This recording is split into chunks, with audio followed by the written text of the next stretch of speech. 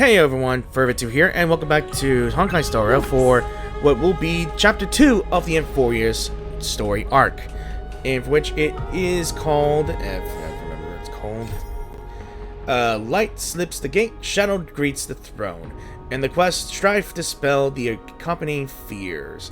Now we're back at the Vortex of Genesis to meet with the group. But during that time, in the last video, we have dealt with Nikador. We have saved Akuma from being imploded by some sort of artificial sun on the back of Kefali, the world-bearing titan. And I have an important announcement to make. Now, during the weekend, I had taken a look, and apparently there has been a concert, a live concert of Honkai Star Rails, showcasing the music that has been passed to this day. Now, during almost the ending of the concert, the Hoyo devs during the concert made an announcement, and apparently this game, will have a collaboration with one of the greatest animes at all time. It is called Fate, and it's either Fate Unlimited or just Fate in general. Now, if you don't know what Fate is, it is some long-running anime that talks about a person that owns I guess you could say a familiar. But the familiar are warriors from long past, I guess. And they are tied to some sort of competition of death. I don't know. To be crowned fate. I don't know. Maybe. I can't remember because I haven't watched the series, but I've only watched one series so far. Now, you got characters like Gilgamesh or Ryder. But in the game Honkai Star Rail, they have two characters that are iconic as hell. We have Lancer and Arthur. She is pretty much the face of the animated series, so a lot, maybe. And we found out that these two are going to be in the game during the collaboration, but I don't know when, but it will be around the corner, maybe. So I believe June, or yeah, probably in June. And I know that Arthur is going to be in the Destruction Path, while Lancer is going to be in the Hunt. Now, I barely watched some of the series. I never watched the first series. But all I know is everyone's been excited about this. Like, really excited about this. But I guess that's enough for that announcement for now, because that's all I have to say for now. So let us go ahead and talk to the group and wait for Phainon. So I hope you guys enjoyed the video as well. I'm only going to do a few bit because it is late for me as of now, and I'm going to have to take a break in a few minutes, so to sleep and pretty much rest up because workday is calling. So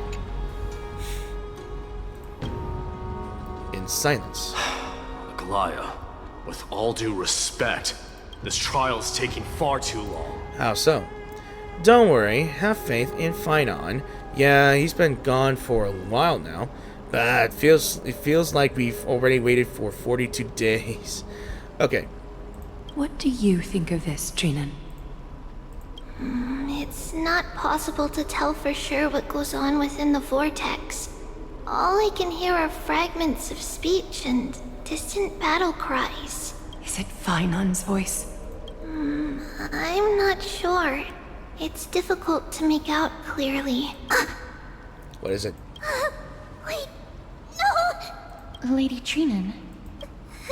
Snowy's voice. I can't hear him anymore. There's a sun-like existence in the trial. It's burning him up. It has come to this, after all. What now? Get ready, my Demos. Are we going to go in? What's going on? We need to stop the trial now. Are you going to leave Phainon to die? Plan B. We pull him out when something goes wrong. As I promised you, Aglaya, I will intervene in the trial this time to bring your deliverer out to safety. But that's as far as I will go. Of course. I know this is not the time to demand any more from you. Discerning. All right then. To be as prepared as I can, I hope that the two Outlander warriors can also join me. That might not be a good idea. The core flame trial is many times more complicated than a standard ritual. Even the slightest misjudgment, misstep, or hiccup could result in grave consequences. Our two distinguished guests are not obliged to risk their lives for the flame chase journey. Let me join you instead, Lord Mydei. It's fine. We've got this. Exactly. No way I'm getting involved. Can we all go together? No. Someone should stay outside in case we need help. Things have taken a critical turn, especially so with Phainon's life on the line. Of course, Nameless will do what is necessary. How should we help? Join me in the trial to look for Phainon. And when we do, Glaia's golden thread will guide us back out. Assuming we survive Nikador's wrath. If something bad were to happen, Casterus, your priority is to ensure the safety of these two. I can find a way out on my own. Yes, Lord Mydei. Thank you both for your valor. Time to get to work then. Let me have the honor of taking the lead in this battle. Okay. Alright. First of all, I'm not sure if this recording is going to go through because it's late at night, so... May that warrior be safe from harm. When you are ready, I will preside over the ritual on Phainin's behalf. Alright, let's go. Oh, it's another freaking trial here, and... Let me guess. Okay. Okay, so ice, electric, and quantum would be recommended, apparently. But it must include Mydei, like team includes Mydei. So he's an imaginary and destruction, yeah. So I guess I'll start with Aglaia, Huahua for heals, maybe, and Casterus. But I'm honestly not too sure if Huahua might have been better, but I'm still in the middle of trying to build my, I guess, Trailblazer, so let's go ahead and start the challenge. Our reinforcements from beyond the sky, warriors of high esteem. Please close your eyes and hold your breath.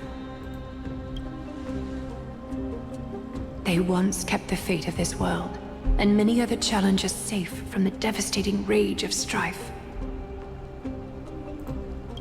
They now seek to venture deep into the trial of divinity and prove their will to destroy our enemies, as foretold by the prophecy. When the hammer of strife strikes the anvil of the warrior, the heat and impact will leave behind scars, and between them, a demigod shall rise. Oh, hi, Gaianis. Very well. Come forth then. You know, out of all things, everyone else heard whispers, but we can hear them clearly. Souls foreign to this realm, and warriors in the making. Follow me into the mist and flames, and come face to face with the greatest fear in the depths of a warrior's heart. And with thy strength, banish the darkness and usher in sunlight. Let all lost souls find courage on a long journey back home. Alright, let's enter the the vortex.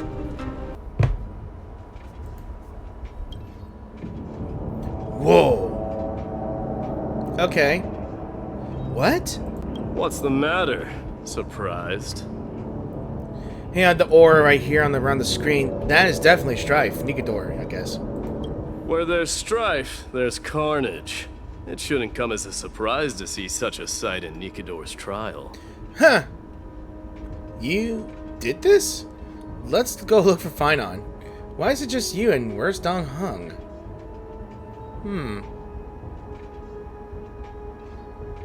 I don't see him around here. We should go first. Let's pray he stays safe. Alright, we're just worried here. I don't want to accuse him of him doing this. The greatest fear in the depths of a warrior's heart, huh? So, this is what he fears the most. Alright, let me take a look at this guys here. Alright. Spartan-esque here. All armored up here. The tattoos are awesome, to be honest. I am a big fan of tribal tattoos. Or what tattoos you like here. Now. And apparently he has use of... for you in Enforius. like blood crystals. Bitch, I'm here to save your ass. A disaster for Akama. Okay.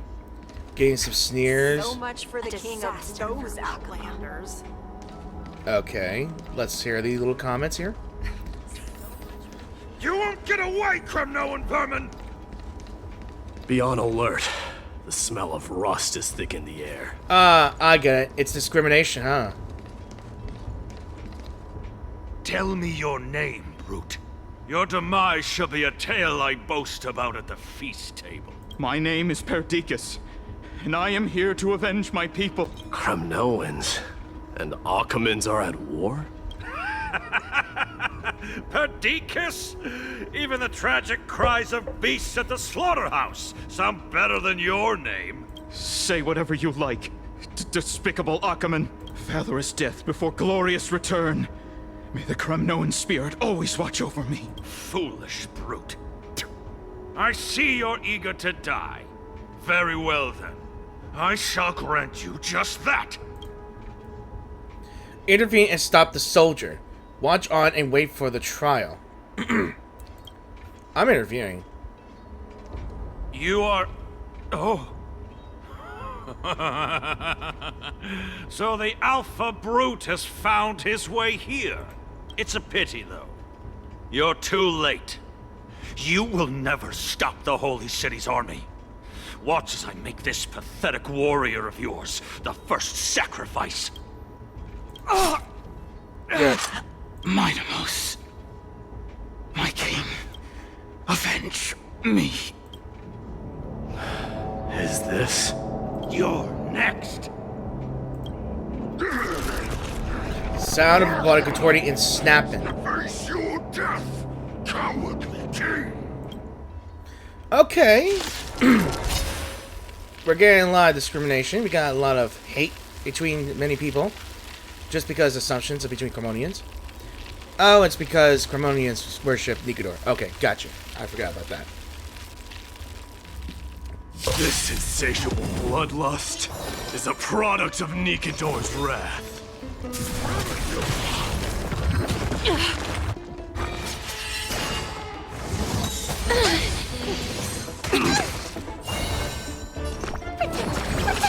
I can't die, but thanks. Root here. Is that fear I sense? Alright. Embrace a new life. Time for resolution. Alright, let's go slow this time.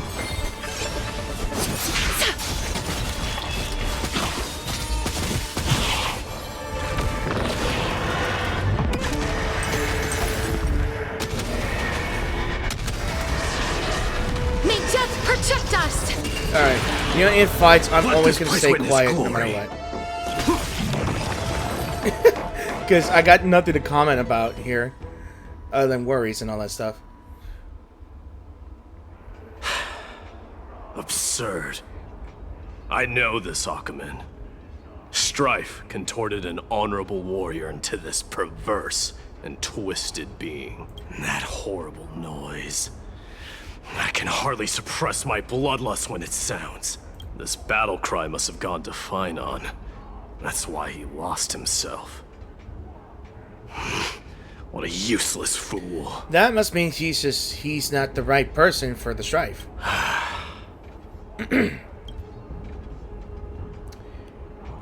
Who is he? It's nothing. Let's go. That voice. Is Cartonis? Not you too, Cartonis. Mighty Mos you are. Destroyed all the wicked king. Here to take my life finally?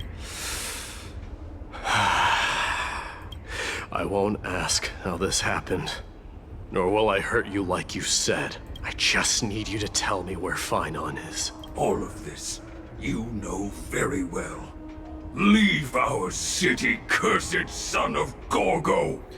Okay, so is that the king, Korgo?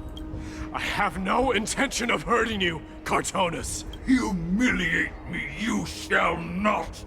Leave, Get out of Akima! Get out! Symbol of your sovereignty, take it! Signet of Kremnos, bask in blood-soaked glory, your kind alone! This is... Mother's signet? Your mother's ring? It's here again. I knew it.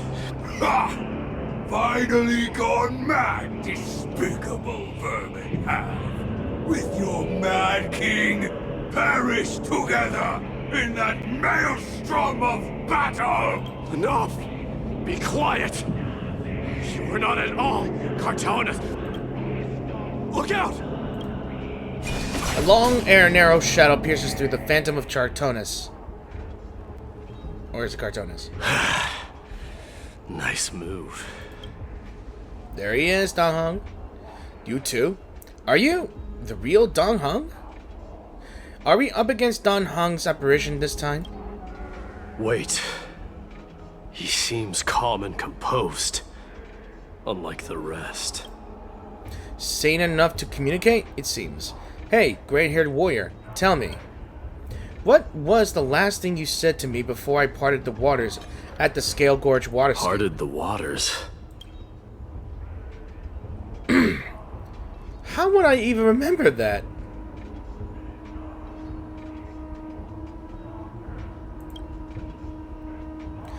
That sounds like something the real you would say.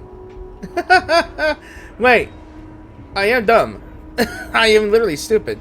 The character is dumb. In both versions. It wasn't easy, but I finally found you too. So, you are Dong Heng. What did you go through before meeting us? Just some memories from my past. Nothing worth mentioning. You mean you saw your past too? The trial of strife is a vicious one, all right. What are you thinking? This might not be a single person's trial, but an arena for every challenger to engage their own delusions in a bloody battle. I saw someone from my past a while ago. Someone Phainon has never met. That doesn't exactly sound like a bad thing. At least it means that we'll be able to find Phainon here. We can only hope this battlefield is nowhere as extensive as I imagine it to be. Let's first follow the sounds of battle to their source. Hang on. Alright, I just wanted to get this potential thunder here. I just wanted to The battle cries seem to be getting a lot louder.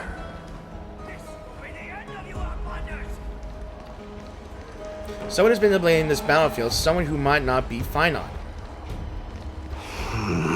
I agree. Alright, I think I see the shades here. Cursed brutes.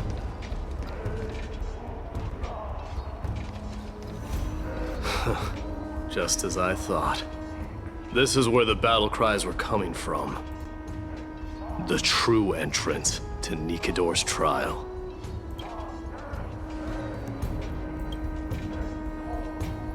What's wrong with you two? I've met that warrior before. It's Nias, an incarnation of Nikador.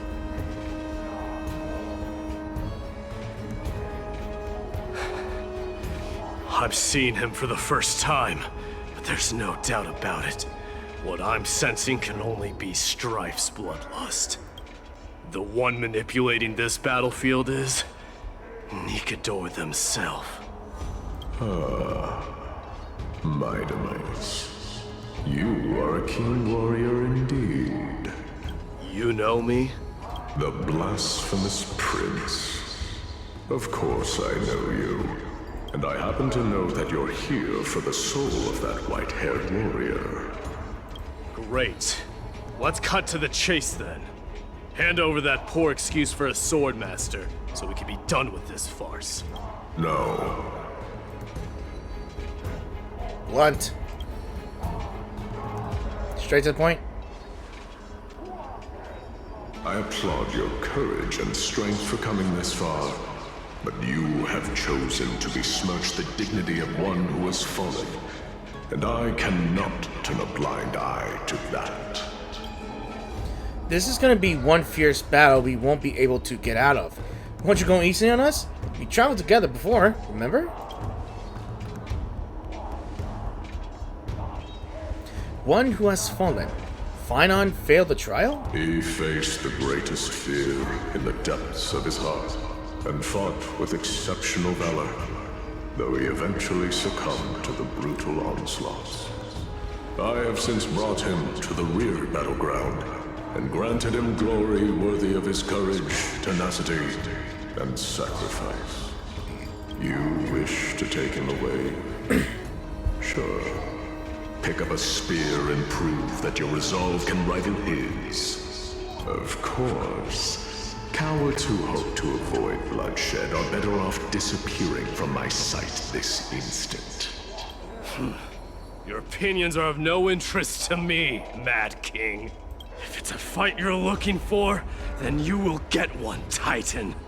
I will put you to rest once more with my curse of immortality. Commendable. Your noble mother displayed the same spirit with a spear in her hands. Oh hell, he's gonna provoke you, man. Don't you dare speak of her. Why not? She challenged the former Kremnos king to a duel, even knowing that it was a deadly trap, all to protect your dignity. Are you suggesting her efforts were for naught? Her death was caused by you, the incarnation of strife. How dare you talk about her past? Enough of this nonsense. You should be wielding your weapon as the god of strife. Battle me and put a swift end to this! What? Now everyone's looking at them? Your hatred is as clear as day, Mydei. I once must have stung you deeply. But thanks to them, I have also come to realize this is why you killed your father for the throne, only to let your signet sink to the bottom of the Sea of Souls, refusing to let the glory of Kremnos live on. This is why you slew the Strife Titan, only to reject the core flame, letting strife continue instead. Oh, so it was Mydei the one supposed to take the core flame of strife? This was his. He didn't want to earn it. I don't know.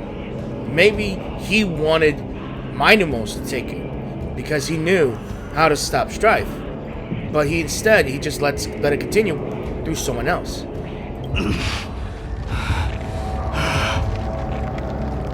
Oh, child, that is my fate.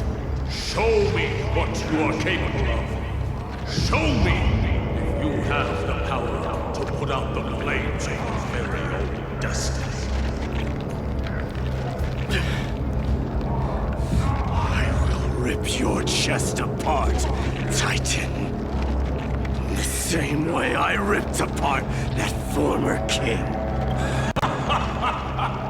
I see you wish to repeat this. Come at me then. Ignite the flames of your fears and step onto the battlefield. Take this I like that. to the boundaries of strife and consume me. Or lose yourself in the fight and watch your defeated corpse burn to ash. But remember this. The son of Gorgo will be crowned in blood. Very brave. Conscious. Moment of ascension.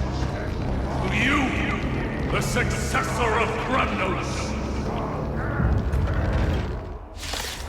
Okay, this is more intense than normal. I knew he was no match, yet he chose to fight till his very last breath. At least it kept moving on. What about you, Mydei? Can your murderous intent match up to what fate has in store for you? Prove to me that you are worthy of this power!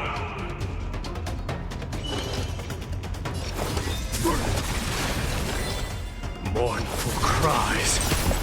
Miserable whales.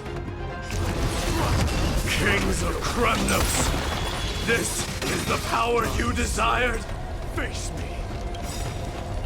I allow you to Look at this. accept The Crimson punishment. Crystal Throne right there. Ooh. Don't come any closer! Move aside, amateurs. Alright, let's go with normal speed this time. Crush them all. Alright. Is that time for resolution? Just a facade. Life is not. Alright. In the name of Paris, I grant you the blood of strife. Embrace new life, Pollux. Alright. I want to whittle these guys down.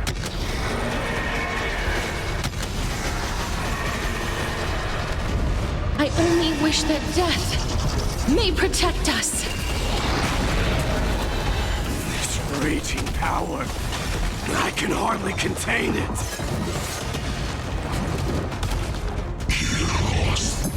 I hate this. Burn it all. He automatically attacks for no reason. I ain't really. Please, wait here. I'm gonna hold every give me strength! I can't A little die, honesty would do but us both some good. thanks. Let's see. Countless threads, all with us. Your fate and mine become one. Alright. Life, so fragile like a wisp of silk.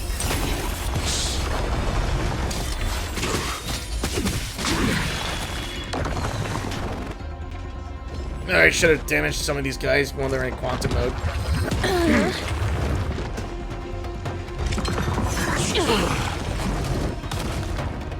Fury upon you. Ooh, the Crimson Lion here. Hell yeah. Soul, I allow you to accept your punishment. Maybe I should have gotten him when he was about to, Forever doomed. whenever he was out. Maybe. Embrace new life, Pollux.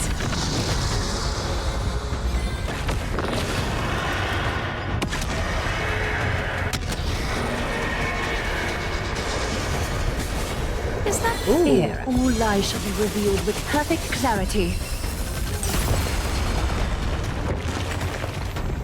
Alright, here's another one. In fear you shall abandon your mortal body, King of Kremnos.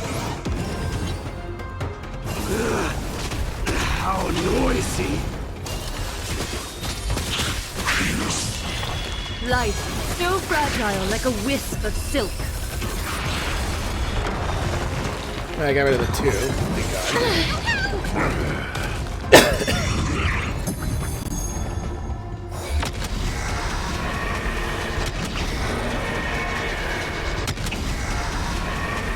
Let's go. I only wish that death may protect us. Let's. I grant you this, as you wish. Forever doomed.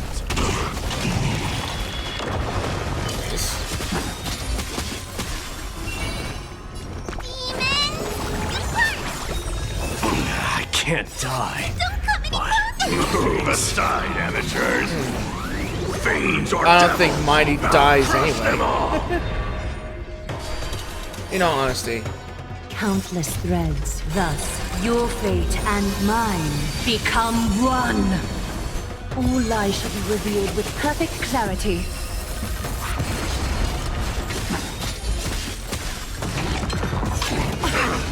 The way is fraught with difficulties. conquer all lands. Okay, I'm starting to like Mydei here. I allow you to accept No your wonder. punishment.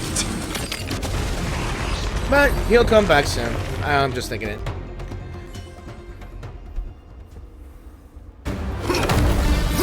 Let's go.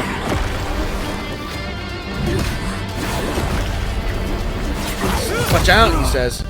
What? Phainon, what the hell?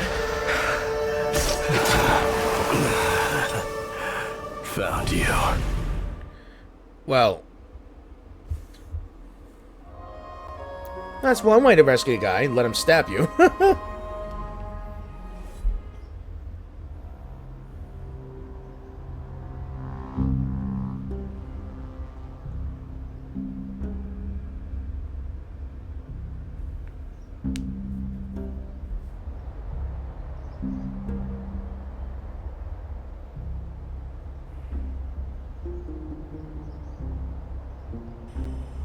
Sometime later, again.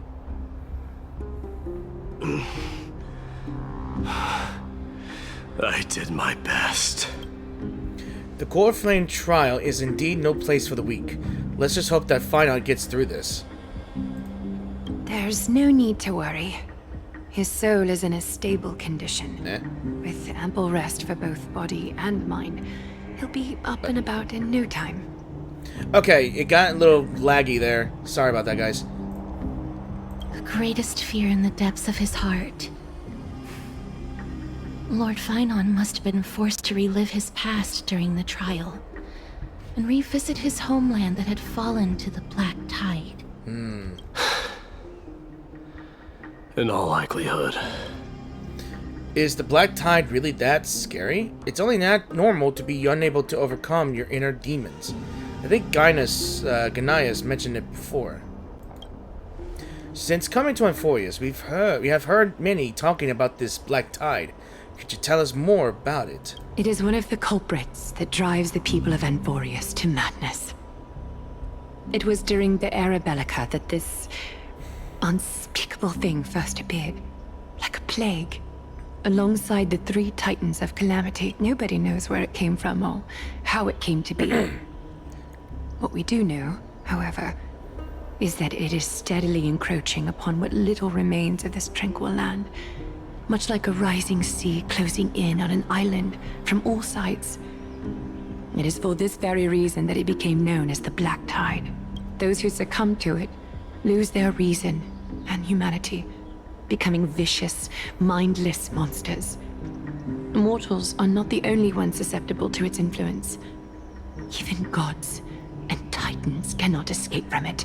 According to Gaius, Nikador, though one of the embodiments of Calamity, also bears the responsibility of fending off the Black Tide. Perhaps that is also why Lord Phainon threw himself into the trial of strife so readily. But now, we must look for alternative means of igniting the flames of strife. So, Aglaia, what should we do now? You know very well the decision doesn't lie with me. As the successor to Krymnos, Mydei, you know better than anyone that if it was simply about emerging triumphant on the battlefield of strife, you and your people could manage it with ease. But ultimately, the heavy burden of divinity can only be borne by one. It is foolhardiness and indecision, not the unclaimed seat of divinity, that pushes this world into the deathly fog.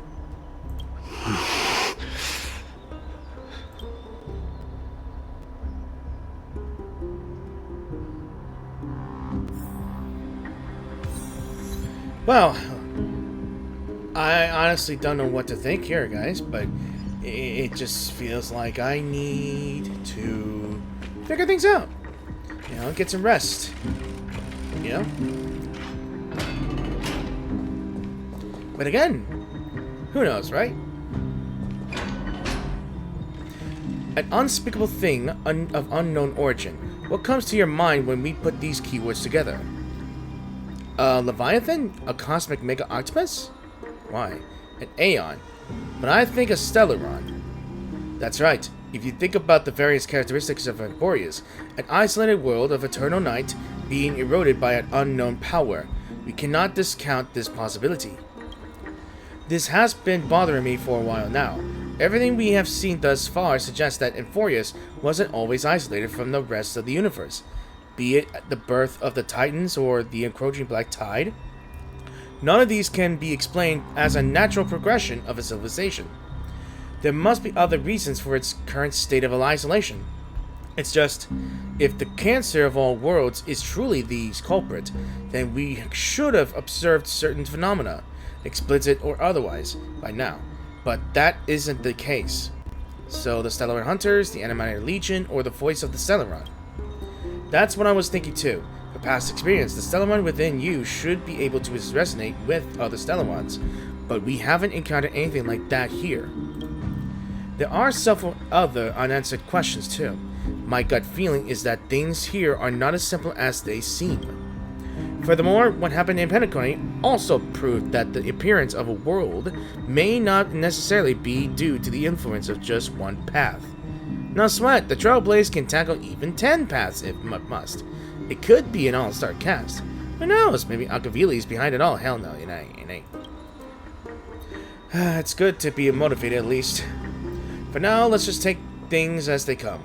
The Black Tide could be a good starting point. Since Nikador has fallen, those who were suppressed by them will no doubt begin to counterattack now.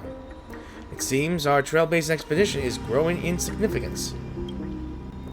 Indeed it might be, but I think Mydei has something to say as well. At the same time, on the other side of the Memorial Palace... Don't worry, Dee. This isn't the first time he's been like this. A long time ago? I'm not worrying about him. Oh, alright. You're a little quiet, though. I'm sorry. That was rude of me. What I meant was, I know that man can pull through for sure. It's alright. Being straightforward suits you better. Hold on. Oh, not again.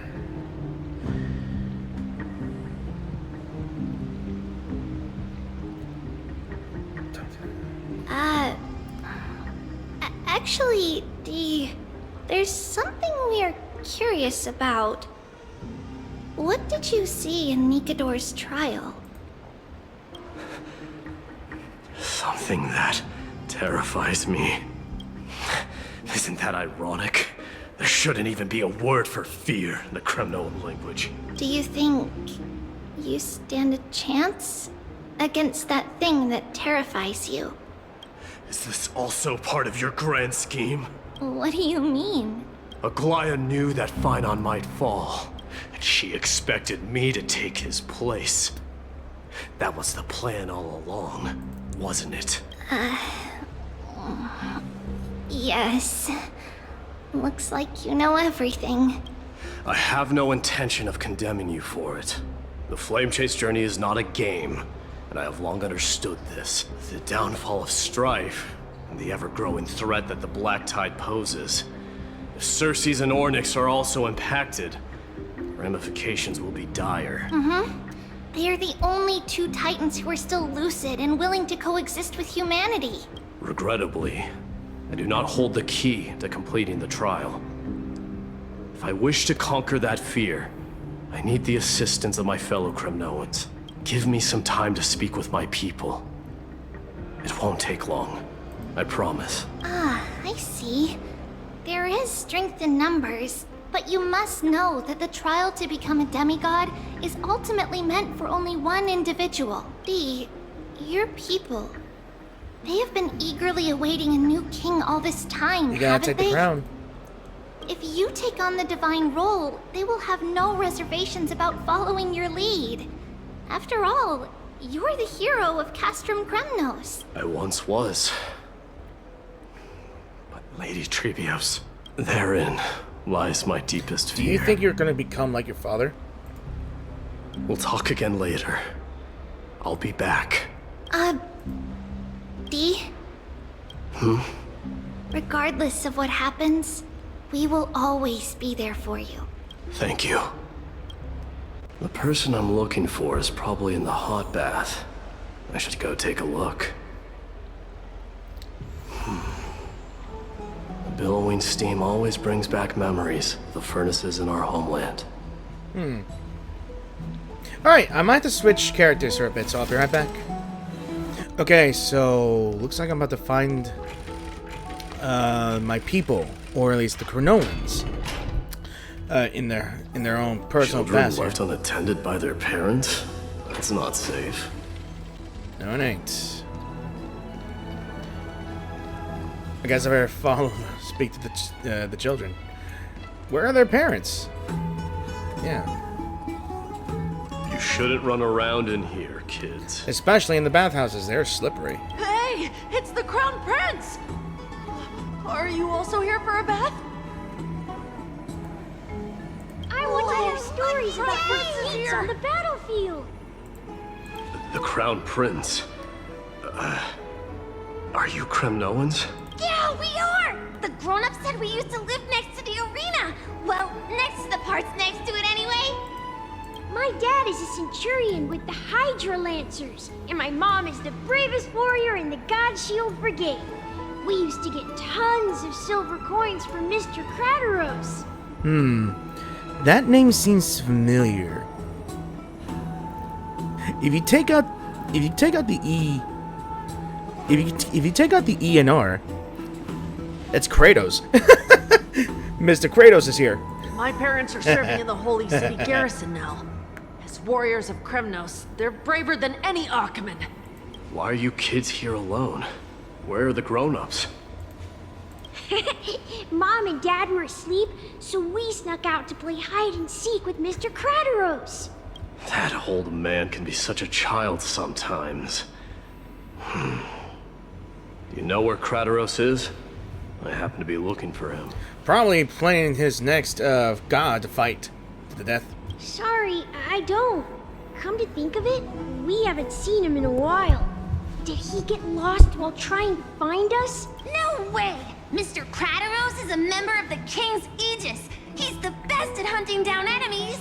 He was counting near Verax when we went to hide. I thought about taking a peek, but who knows if it might be a trap he set. It was prudent of you to be cautious. So, which Verax was he with? It's, just take a few turns after you go out from here. It's close to the bats. All right, I'll go look for him. You should consider the game over and head home for now. And don't play around the hot baths again. Wait, Your Highness! Is there something else? I heard you retrieved Nikador's core flame. Does that mean we get to go back home soon? Oh. Tough question. Even he's not so sure. Have you ever been to Castrum Kremnos? You were all born in the Holy City, and are living lives no different from the Achaemens. Everything you know about our people comes only from the tales of others. You have never even witnessed the blade in the sky with your own eyes. How, then, is a city you've never seen your home? It's about the heart. Because this place is definitely not home. Even if you're born in someplace else, your blood is pretty much from no one or some other place. And you feel like you don't fit into this place. Maybe. Mom and Dad told me that the children of Kremnos are born to wield swords and fight on the battlefield. They also said that the Kremnoan detachment led by the Crown Prince is the bravest army across all of Amphorius. No one can defeat them. The kids in the Holy City don't play with us. The moment they find out that our parents are Kremnoans, they shun us. Really? We don't care. We all know that the Crown Prince will take us home one day. This is a hard choice here, or at least a tough talk here. You're from somewhere else that you've been pushed out of your home because of, well, some other force, I guess. And you're treated differently once people have figured out that you are from a different country that they hate. It's weird. It's the same kind of discrimination that just puts people in a disorder here. And if this Achaema was a place where everyone's welcome, I'm pretty sure that some people that are in Achaema don't like to welcome others or outsiders. Yeah. And I'm thinking that this is Mydei's development arc here. Like, he hated the idea that his father would try to use some scheming means to make the god mad and would have Kremnos, well, let's just say, trying to win trying to defeat Akuma or destroy Akuma at any cost, as you've seen in the last video. They are willing to corrupt their god and turn themselves into immortal warriors just to have a one-over against the Akumans. That time has not yet arrived. But, young men of Kremnos, heed my command. Return to your parents at once. From here on, you are to dedicate yourselves to rigorous training and a healthy diet. You must not neglect these two aspects if you are to become a brave warrior of Kremnos. Inspiration. Only by following this path can you be deemed worthy of returning home. Yes, Your Highness! The future of Kremnos. I should find Kradaros. Yeah, he is having some dilemma here. I don't think he's confident of going back home or have the confidence into leading his people back home. I see two Akuma guards. Is he engaged in a debate with that foolish lion? Really? Alright. Rat! Oh, it's the Crown Prince of Castrum Kremnos. Get a grip. We're here by order of the Council of Elders. Even the Chrysos heirs have to think twice before doing anything to us. Out of my way, lackeys of the Council. Of course. The Civil Guard of Akuma is on official duty. Please keep out of this area. Okay, your break time's over. Get the hell out of here and go to patrol. Calm down, my lord. Play nice. Don't make me repeat myself. I'll allow you to pass this time, but just this once. He's not even at Chrysos area yet. I think he is. But he hasn't received the core flame. So, you think yourself knowledgeable? Then here is a question for you. Do you know how Chrysius Leo in Castrum Kremnos came to be mounted on the wall? I don't know, my lord. How did it come to be? Let me enlighten you.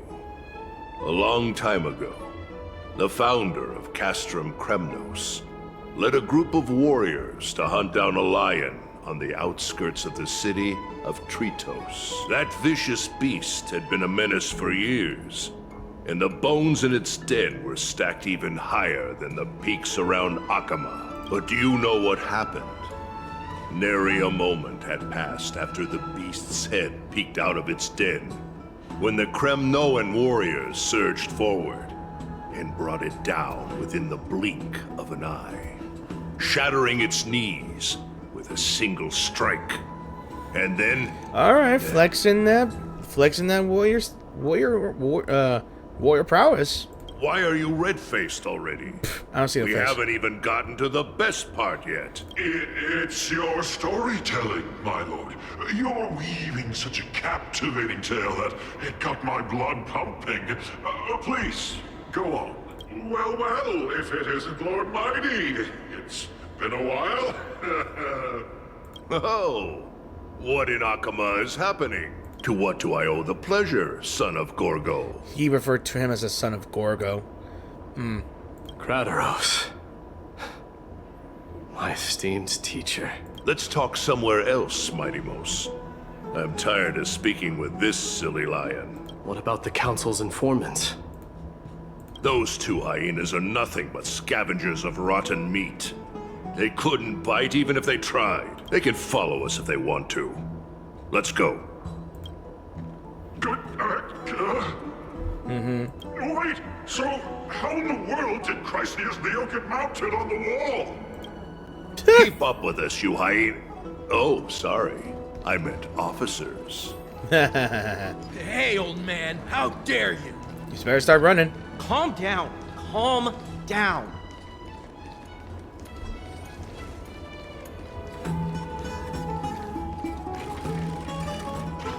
Oh, you're really following us. Okay.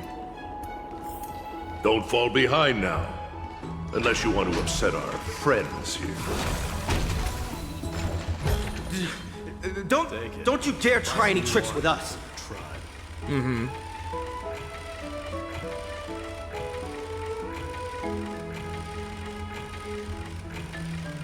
Okay, it's learning very slow.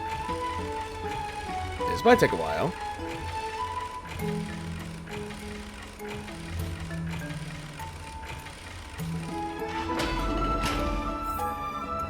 We're almost there.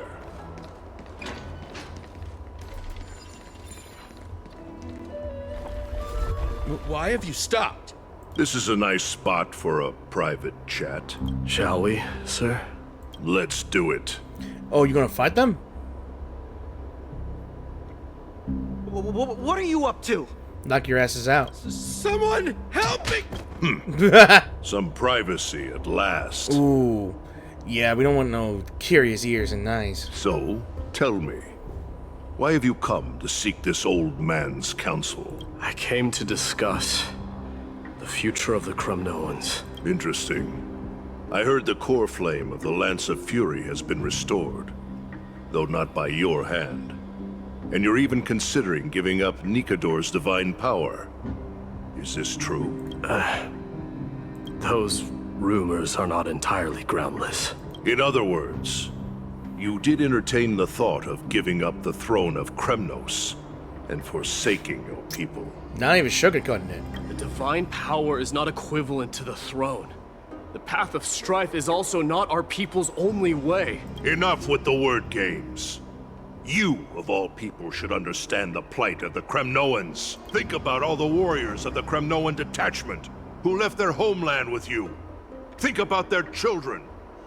Only the yearning for our former glory days has kept us going all this time. If they ever learn that the crown prince they look up to so much is actually toying with the notion of stepping down, think of the disgrace it would bring upon your departed mother, Mydei. You best remember that she died for you because of Europon's schemes to restore the glory of Kremnos. Okay, former Cremonian king, father of Mydei. So he was Eurifon, his father's name. Since you've brought that up, tell me, who is responsible for my father's death? Are you trying to shame me, Mydei?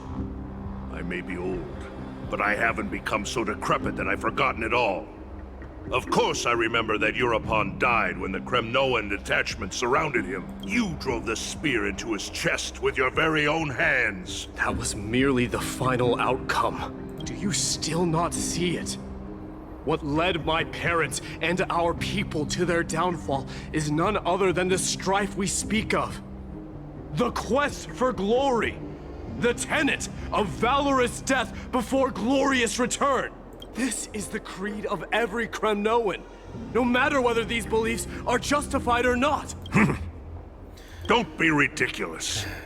The only thing that could slay a king is a spear. Even an infant knows that much. I swore to your mother that I would guard your crown with my life. I never foresaw that the son of Gorgo himself would be the first to turn his back on the Kremnoan spirit. Gorgo. Your mother bore that name. The name of the great founder of Castrum Kremnos. And she upheld that name with honor. If you choose to turn your back on her legacy, like a wretched deserter, do not fault me for withholding my loyalty, Mydei.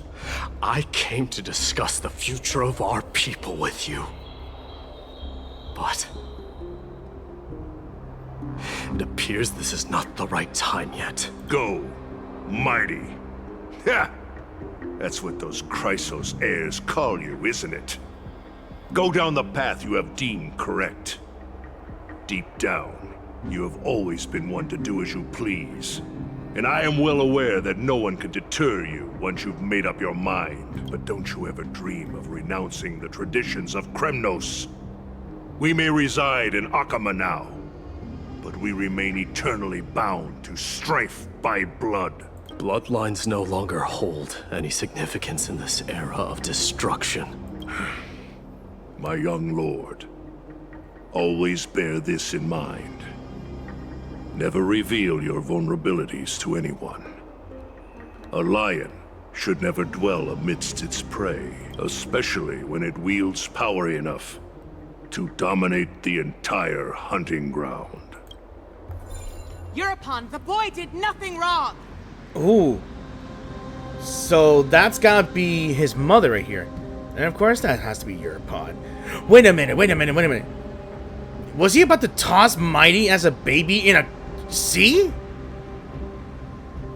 And yes, the Cremonians are spied by Spartans. I would believe so. This is murder. Do not sully the noble name of Kremnos with the blood of an innocent child.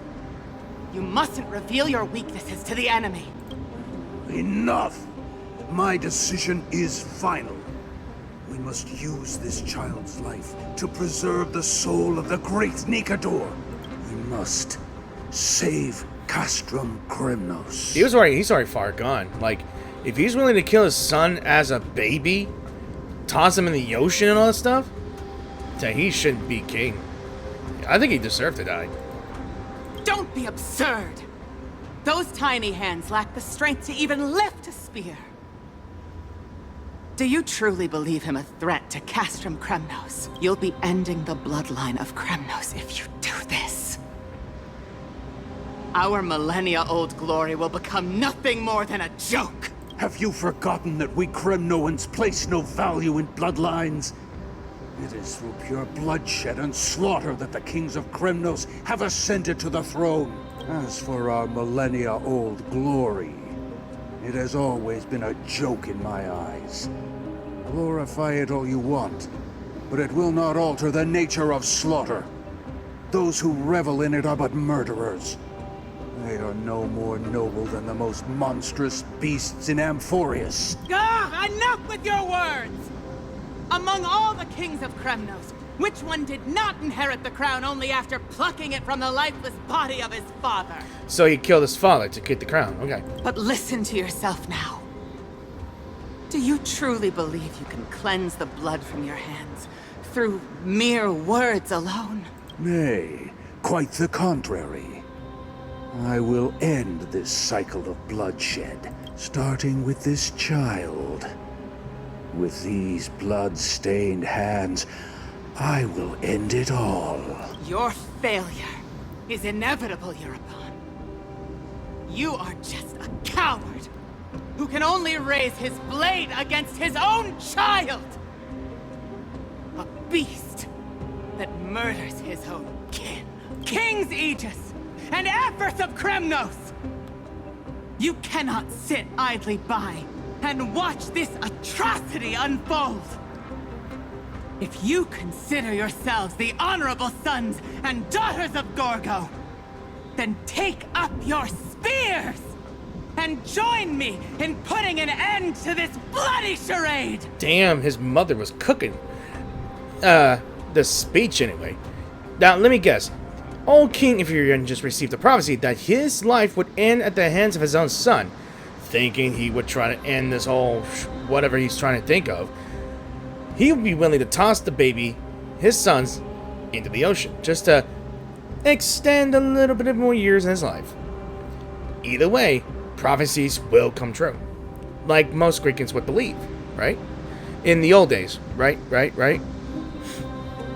That makes him more of a coward. He would rather die. He would rather be a dishonorable king by tossing the object of his demise into the ocean as an infant, rather than facing his son as a grown man in a fight to the death. Yeah, call that a coward. Does anyone else have any objections? If so, come forward with your spear and prove your mettle. Understood. 5, 4, 3. No one dare stand by my side. Cowards! Has that crown stripped you of your courage? 2, 1. It appears there are no objections. Then, in accordance with the Kremnoan Council's principle of tacit consent, the decision is final. Wow. With all present as witnesses, this child shall descend into the Sea of Souls, where he will nourish the Lance of Fury and join the fallen heroes. Wait a minute, is this where the moment where Mydei unlocks his curse of immortality? Ah, I can think. I thought of that just now. May fate and the gods await your arrival. My son, Mydei. Stop! If you have more to say, then speak.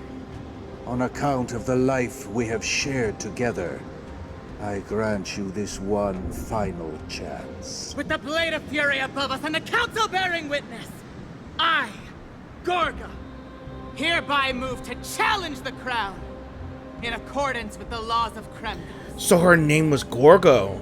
Oh, okay. I did not know. Oh, unworthy king. In the name of the Council of Elders, I demand that you duel me! Very well. We shall see who the Kremnoan blade strikes down. Mydei, my son. They all tell me to forget. But how could I ever? The son of Gorgo will be crowned in blood. Okay, so I think she might have been the founder of Kremnos. If there is no Kremnos without the crown, then I shall seize the crown and smash it to pieces to bring the people to their senses. The mother roared in anger. The armies remained in silence. Only the cries and the waves of the Sea of Souls echoed. Wow.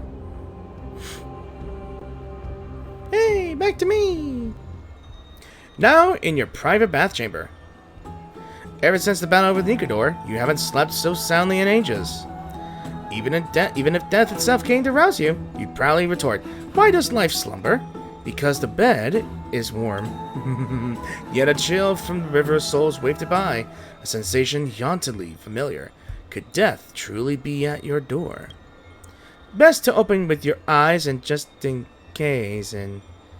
Is that Caceres? Okay, actually, I got creeped out here. Miss, you're awake.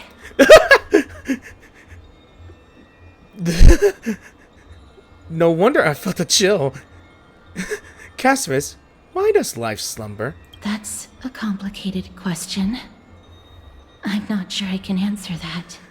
My God. I have woken into the beautiful embrace of death herself.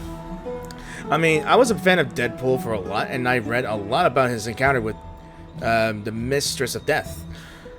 I like their canon relationship, but if this is a reenactment of that, then I'd be glad to have her hug me. Yeah. If I were to die peaceful sleep, this will be the last thing I see. Would y'all agree? I apologize for arriving uninvited. I saw that you were still asleep, so I took the liberty of waiting nearby. How long were you watching me sleep? I bring a message from Lady Aglaya. She has prepared a gift for you and Don Heng, and wishes to present it to you in person. A gift? Gimme. So what are we waiting for? Let's go. I'm glad you're in good spirits. All right, let's set off. Alright, I feel like it more. Nameless recollection, the Crown Prince of Kremnos revealed the past in that trial of apotheosis.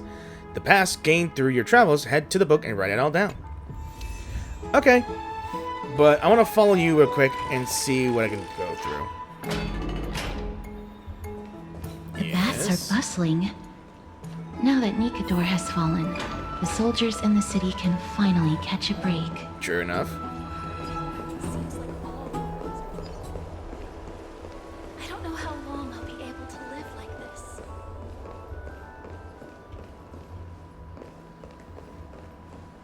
Is that Lady Treby and Lady Trianne? Yeah.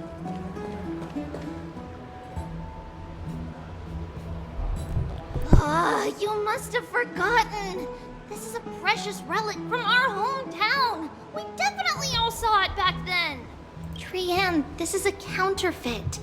We both know it's impossible for something this fragile to have survived all those years in one piece. Nothing is impossible. We are fragile too, but we still got through those at times... Ugh, look at that color! And how it glitters in the light! It's exactly as we remember it! Why won't you buy it? If someone else gets to it before us, we'll miss our chance forever. Calm down, Trian. You need rest. Please, there's no need to fret. If you need more time to make a decision, I can put this aside for you until tomorrow. Or until you're ready? No, it's alright. Trian is just... She'll come to her senses tomorrow. We'll be off first. Trian is just... what? Trian is super mad, that's what! You've forgotten! You've forgotten all about Mama! Mama gave us something just like this before! Mama? Trian... Okay. Wow. See you tomorrow? I hope you two patch things up soon. See you tomorrow. May the winds of fortune bless you. That's something that I didn't want to see. Right, let's just ask her what's been going on. It's so hard to understand what they're thinking sometimes. Uh-huh. Excuse me, if you don't mind, could you tell me what Lady Treby and Lady Trian were discussing just now? Oh, it's Miss Castoris. It's been a while. Well, honestly, I'm not quite sure myself. See, I have a little hobby of collecting handicrafts. Some time ago, I found this trinket being sold at the Marmorial Market and bought it to use as decoration at my stall. When Lady Treby and Lady Trian walked by earlier, Lady Trian happened to catch sight of it and promptly insisted that it was a precious memento from her hometown. But Lady Treby believed it to be a counterfeit. She said it couldn't possibly be from Yanisopolis. The likelihood of such fragile glassware surviving the Chrysos War is simply too low. For some reason, Lady Trian became awfully upset after hearing that. I see. Madam, would you mind selling this trinket to me? Certainly. It's just... if it truly is a relic from Yanisopolis, it could be worth a small fortune. Miss Castoris, I'm running a business here after all, so... I understand. Feel free to name your price. Not so fast. I object to this. Glare at her in silence.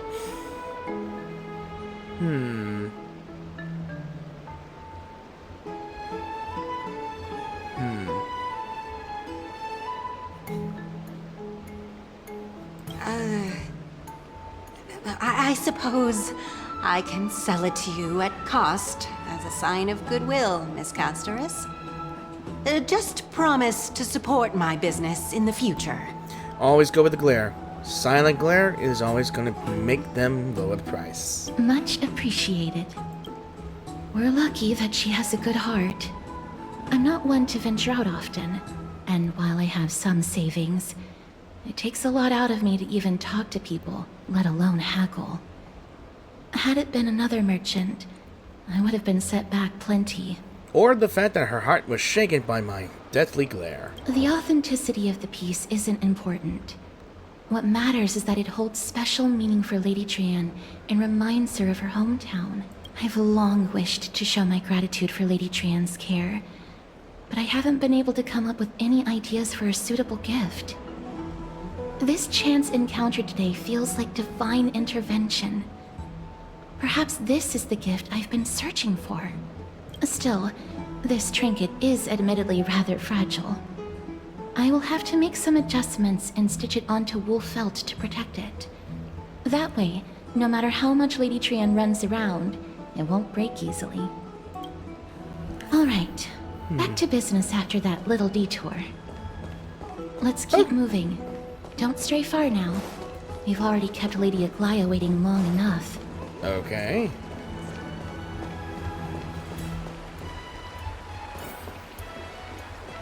Okay.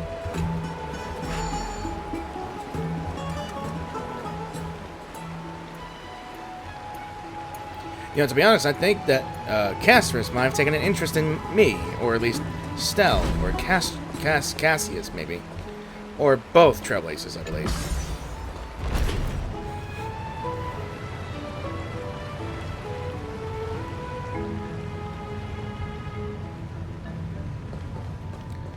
Oh, look, it's my big... It seems your friend arrived before us. I was gonna say my bro Heng here. Alright.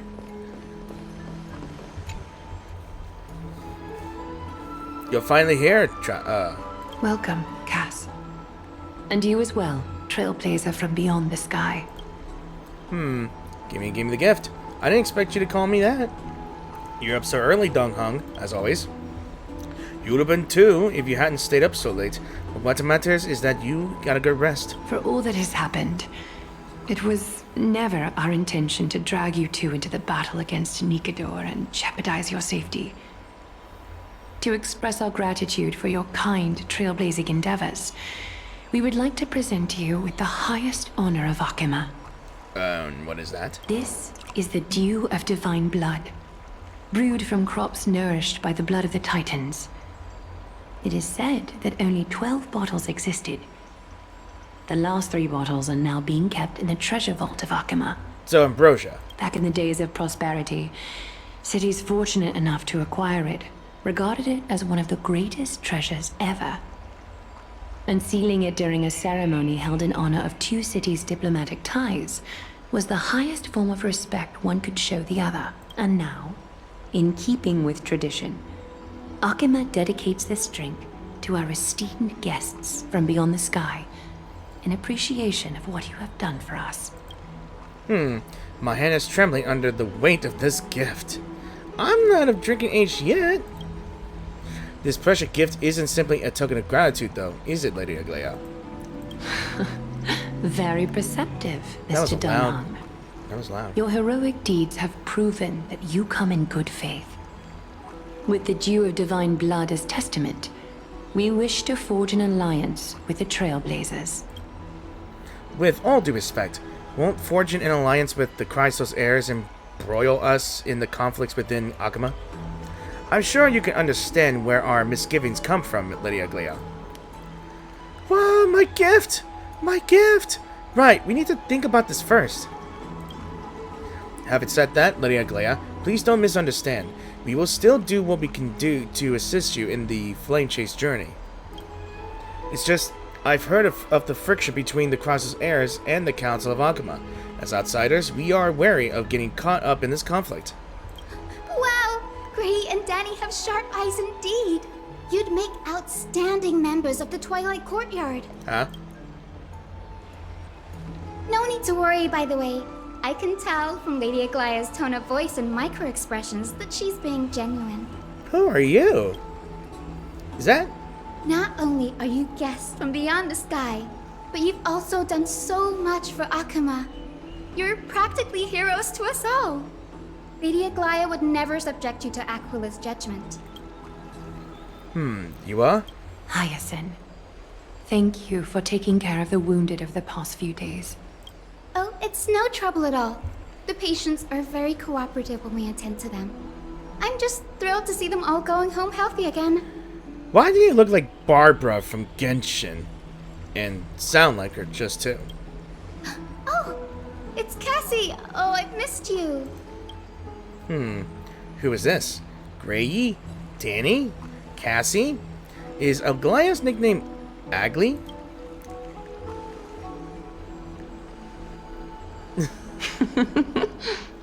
Yep. Miss! What?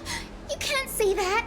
Lady Aglaya should always be Lady Aglaya. This girl, she's a natural at making friends. She reminds me of an old friend with pink hair. It's March, damn it. As an acolyte of Aquila, Really? I'm here to bring healing light to the world. Plus, I've heard you're also children of the distant skies.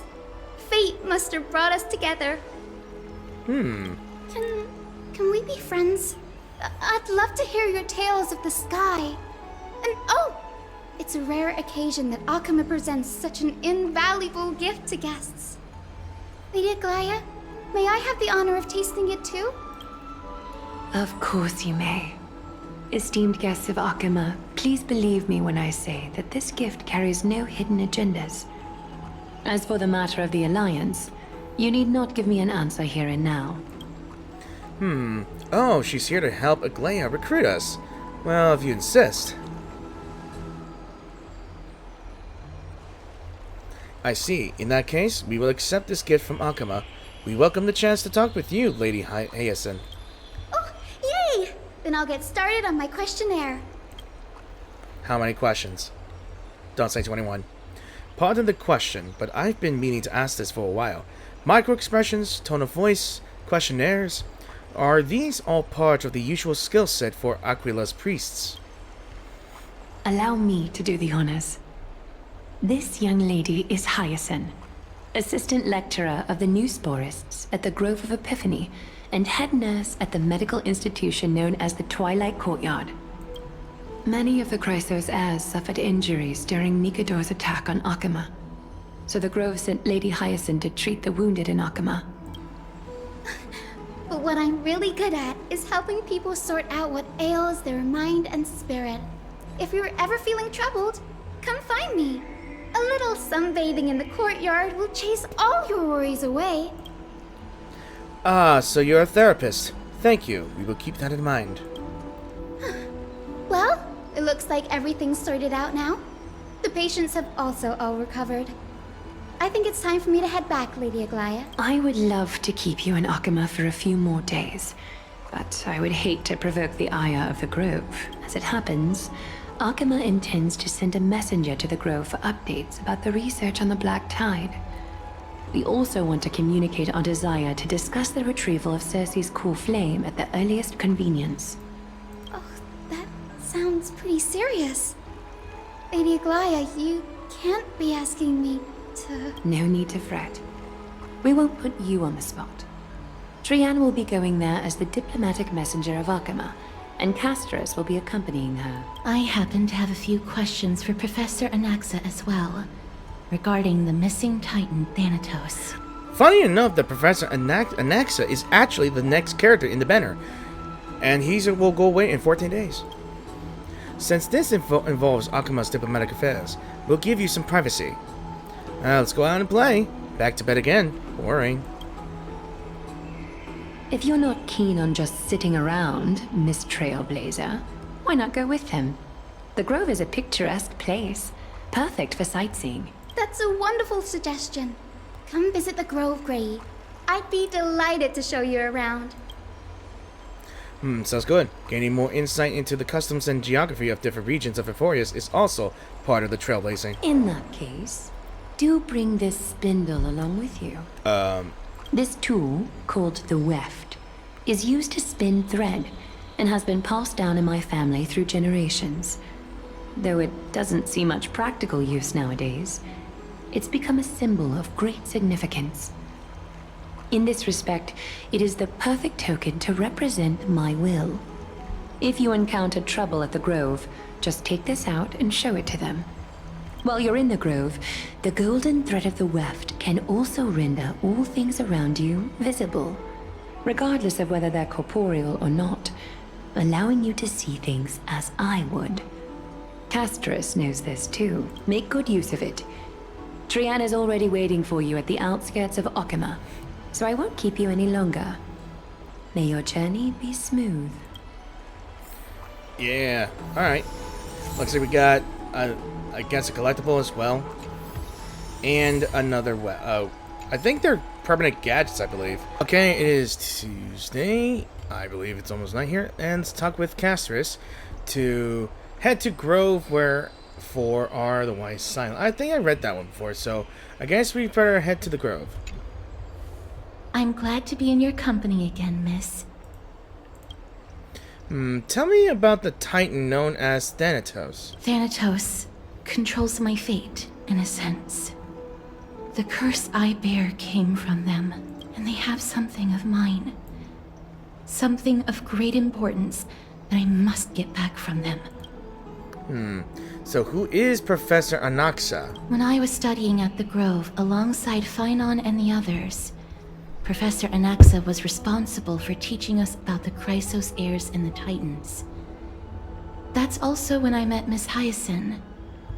She was Anaxa's teaching assistant then. So what is the Grove of Epiphany? The Grove of Epiphany is Akima's partner academy. They look after the core flame of Circes and are the organization at the forefront of researching phenomena such as the Black Tide and the Titans. They also provide academic research support for the Flame Chase journey. Several Chrysos heirs are based in the Grove, including Miss Hyacinth and Professor Anaxa. I don't have any more questions. Let's go. Oh, I came here with a colleague from the Twilight Courtyard. I've asked her to pack her luggage in advance, so she's already waiting for us by the city gates. Let's go meet up with her. Look, there she is. And Lady Trianne. But who's that they're looking at? Someone who's fallen down? Clementine? Did something happen, Clementine? Oh, that's a serious injury. Miss Hyacinth, this man was discovered by Trianne! Trianne was in a bad mood this morning, so we went to the outskirts of Akama for some fresh air. But then we found him collapsed on the roadside. Trianne knows the city has good doctors, so Trianne brought our new friend into the city to look for a doctor. I was waiting here for Miss Hyacinth when I bumped into Lady Trianne. But by then, this man was already in critical condition, so I had to perform some emergency treatment first. These wounds, they're caused by the Black Tide. This is bad. Clementine, prepare a ward for this man at once. I'll treat him myself. It's a miracle he's still alive, considering how badly the Black Tide injured him. Gray, Cassie, and Trianne, would you mind making your way to the Grove first? Once this man is out of danger, Clementine and I will join you. As a healer, I cannot ignore those in need of medical attention. I understand. May fate have mercy on this poor man. Trianne believes he'll get better. Everybody, follow Trianne! Fly, fly, fly away from Akama! Alright. That was short. Down this road we go, to the skies we fly, leaving Akama behind! So you actually gonna fly me? Little Cass, little Gray, are you ready? I guess I have no choice. Are we not using the sentry gate? You might not be aware of this, but using the sentry gate takes a significant toll on Lady Trianne. I just wanted to ask the question, that's it. Trianne promised Treeby that we wouldn't open the gate unless we had no other choice. Alright, let's go then. I'm ready too. Okie dokie. Everybody, let's hold hands. To the Grove we go! Are we gonna see the flying? Please. Damn it. Looks like our present is staying the same. It's harder than I thought to sew gemstones onto Wolfeld. She's trying to give Trianne a gift, hey. Cass memmy memmy mem. Memmy mem mem mem. Cass has such nimble fingers. I want to learn too. Mem wants to try sewing. Here, why don't you give it a go?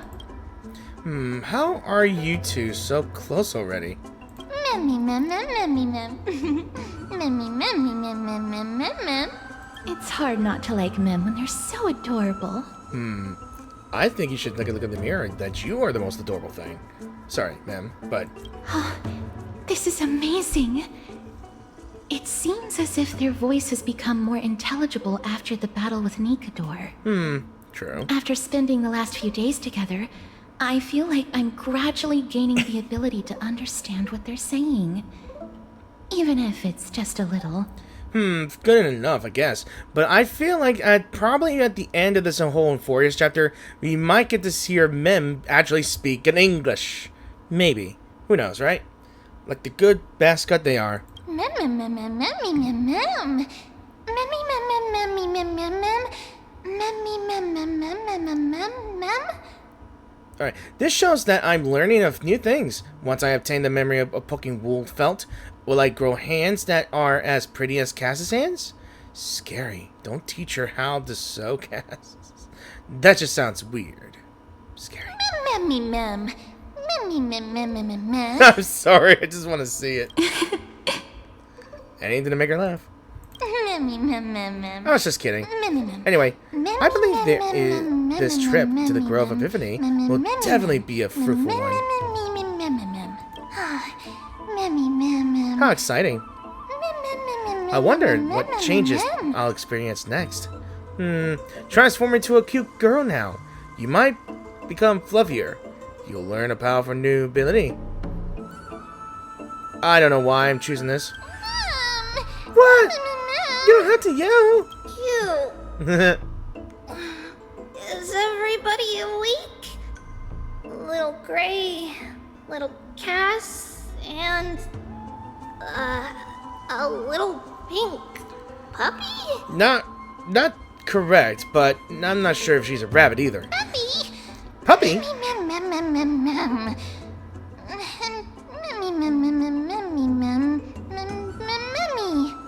I've become a different species altogether. And here I thought she would just give me a nickname like Little Memmy. It's already action hour. Lady Trianne, I hope you're well rested. Action hour is noon, guys. I'm pretty sure. You have rush hour. Lady Trianne. Okay, never mind. You were talking in your sleep. Did you dream of many things? Sleep talking? What did Trianne say? Something like, Mommy, doll with sword. Let's fight together. We'll be brave. Ugh, it's so embarrassing. Please don't make fun of Trianne. Of course not. I don't know about that. Wasn't Lady Trianne's mother also the Holy Maiden of Yanisopolis? Uh-huh. Mama was the strongest holy maiden in all of our history. She also gave us the prophecy of deliverance. And she had red hair that looked like a cute red mushroom. But Trianne can't remember what Mama looked like anymore. Not even in the dream just now. In that case, she and I will lend Trianne a hand. But you don't have hands, only paws. So what's your superpower? Think about it. There are so many memories scattered all over this world.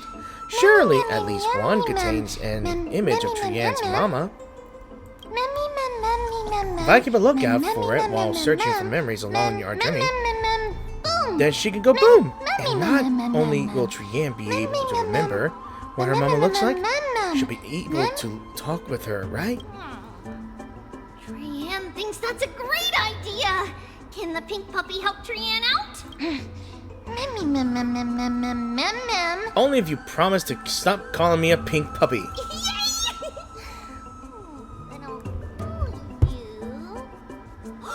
Little Memmy from now on! Good for you. That's much better.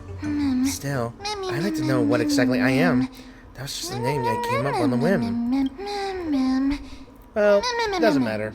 Because I'll be sticking to my word anyway. Now that Trianne is all cheered up, shall we get going?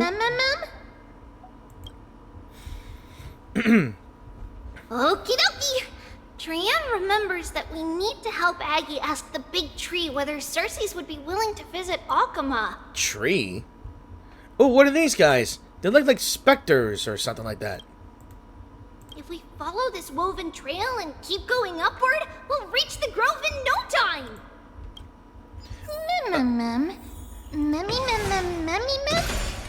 Where did it get... Legend has it that whenever they requested an audience with Cersei's, Nestia would always come to the meeting in a long white dress.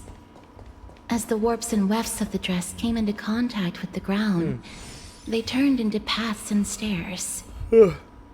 May this romantic path bring good tidings to Akama. Sure, I want to investigate this. Golden fragments remain radiant in the darkness, illuminating the blooming blue flowers around them. It is said that Manessa's swarm of butterflies once emerged from the cocoons, bestowing the gifts of memory and prophecies upon the world. Alright. Can I talk to these spirits? Probably not. Can I talk to you? No. So we're all... A huge tree! It's... huge! And it's got a face. Okay, so we're already in a new location. Is that all? Alright. Ma'am. Ma'am. It's so majestic. Ma'am. You! Hurry up and capture it this moment. A giant tree bowed slightly in the silent forest, tilting and falling into the wilting green waves. A passing breeze rustled through the leaves, as if it was sighing, softly fading into the lightless ocean above on high. Let me take a look at this. A good thumbnail, but look at this. A tree with a face on it. Can you imagine that? Would March 7th appreciate this sublime scene? Sure uncertain. Dong Hong, perhaps? Never mind. Every time he encounters a tree as big as this one, it would be a deeply troubling situation. So let's just take a photo of this big tree. And it's good enough for me. I never fail to impress. This photo deserves an award. So, what is this big, huge tree, though? It's the Bough of Rift, the divine body of Circe's. Flora began to grow where they planted their roots, and this flatland basin upon which we stand gradually became a large, verdant forest. The Bough of Rift, also known as the Reason Titan. That's the physical body of the Titan, Circe's, yeah? A long time ago, Thelesis, the first scholar, led the masses to build a garden and courtyard in the forest, naming the site the Grove of Epiphany. There, people sought mental clarity, knowledge, and enlightenment. So I'm guessing that that Circe's actually found a place to rest, where they can, I guess, escape from their mortal coil and create a land from their followers, I guess. Oh, Trian knows this. Everybody says that was how this big academy came to be.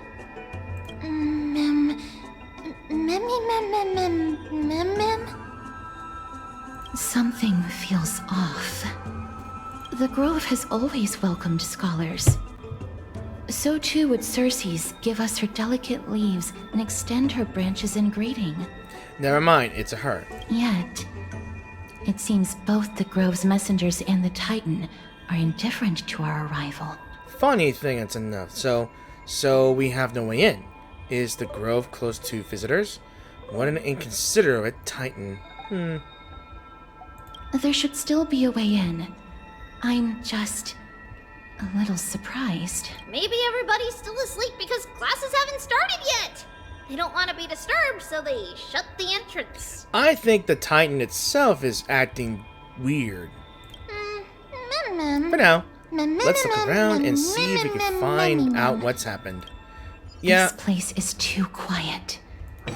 What in the world is going on? Wait, the hell?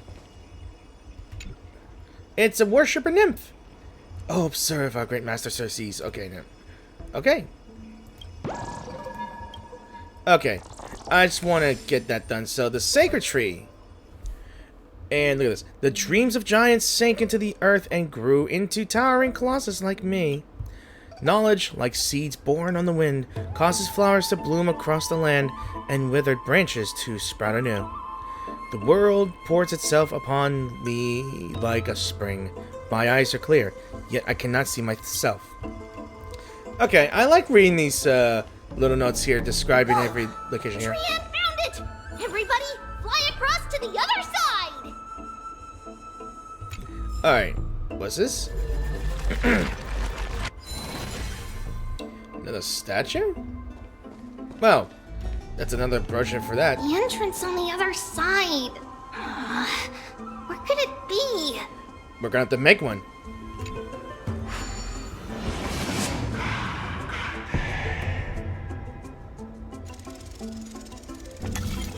Oh yeah, and I also figured that you can only go back and forth one time doing these puzzles here. Other than that, you can use it again and without doing this puzzle. Gray's eyes are so sharp. Yeah, I know. I knew you would find it. The courtyard of Storgi should be just ahead of us. Storky. Sorry. Alright, so we're literally using branches to climb. Yeah. Decree of the Seven Sages. Let's see. Seven independent groups. The lot of phages. Whatever they are. Sorry. I know I like to read all that stuff here, but if this is going to be long, then I'm not going to read all that. Courtyard of Storgi. In memory, it was Golden Rain. Erotea, full of the world's love, returned at dawn, transforming into butterflies that scattered glittering scale dust, blending the bloodlines of those they touched. From that day forward, there was you and me, and I and you. As I expected, something's not right here. What is in front of us like a cocoon? Even though we're not scholars, someone should have come forward to receive us by now. Not to mention that this whole place is also eerily quiet. Maybe Aglaia didn't give them a heads up. Maybe something's happened. Maybe they really are asleep. I'll go with the middle option. That's possible. Hello? Oh, God! Is anyone there? No, it just made me jump unexpectedly. No one's here. Whoa, that scared me. What should we do now? Should we head back? I have an idea. Lady Trianne, could you lend me that golden spindle? Do you remember? Yeah. Lady Aglaia said this. While you're in the grove, the golden thread of the weft can also render all things around you visible, regardless of whether they're corporeal or not. Yeah, I just realized that there are some corporeal things on the entrance and somewhere else as well, like spirits in the fixed Foxtrot Garden. This is achievable because the grove is not only where the roots of Circes are, but also where the chrysalis of gold manifests. Oh, Nestia, with the weft as my vow, I beseech you, entwine my body with your golden thread and affection. Who came up with this? How unique. Is this some kind of ritualistic prayer? Or, whoa, that scared me too. Well, these lines are documented in the Handbook of Nestia's priests. So, if I'm not mistaken, we should be able to draw power out of this butterfly exuvia with the golden thread. There isn't a reaction. Did it not work? But that shouldn't be. Everybody, look over there. Something's appearing. That is what I was just talking about. Spirits appearing. And that happened before she recited the prayer. Like, I'm already seeing this as soon as I arrived. Is that a white dryad? A dryad. A dryad? Dryads exist? Let's investigate this. A humankind must ponder. Is this the pursuit of knowledge?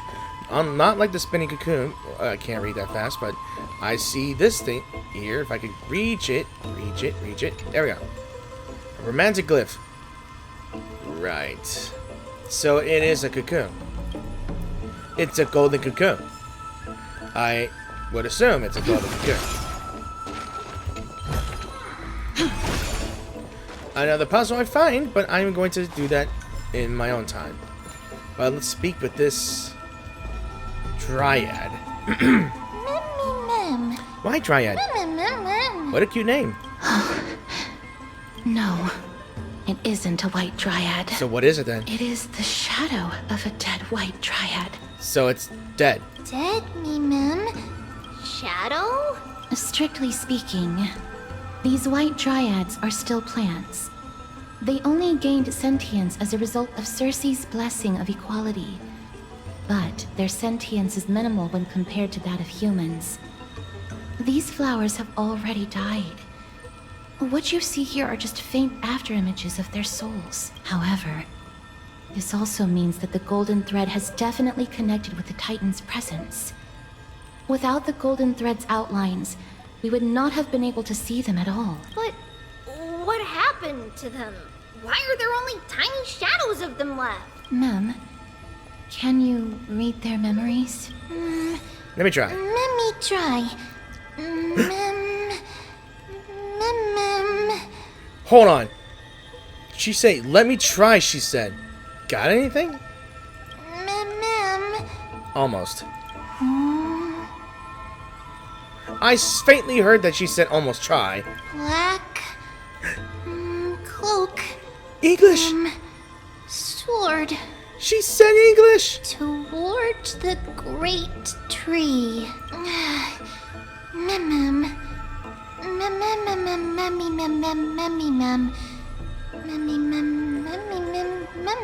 That's it. If their memories are too faint for me to see anything, I can only vaguely make out these words. I have a bad feeling about this. The deathly fog of Thanatos is fast approaching. I'm gonna figure that this might be Trianne will be on high alert. Cats versus character log. Arc. Can I restore the statue? And I would end up getting ambrosia anyway. Alright, so we got fragments of her collection here. Alright. I see these things here. Let's listen. Master Callinisius, we have installed bronze detonators along a number of the grove main roads as you instructed. Very good. Can we proceed according to plan? There will be no issues on the technology side. We have already held detonation tests and assured that they are able to damage the bodies of Titans. It's just what? It's just that such methods are blasphemous. Ha! Such things are not important in a moment of crisis. What matters most is that we slow the invasion of the Black Tide as much as possible.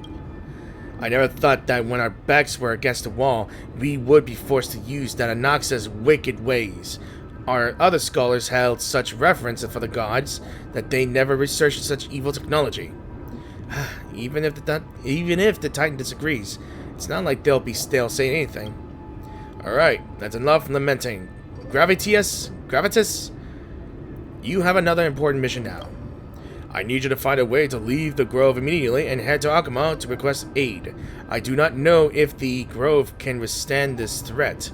If we could just hold out until reinforcements arrive, then all will be well. If not, I have no choice but to entrust the core flame to that woman. You want me to leave the front line and be a deserter? There's no way. You are Chrysos' heir. If anyone is going, it should be you. Don't argue with me. You know you will never win. It is precisely because I am a Chrysos heir that I must stay and fend off the Black Tide. I will endeavor to ensure we survive until reinforcements arrived. I may be a scholar, but I know a bit about fighting. Any normal Black Tide monster is no match for me, so you need not worry. I just don't want to be...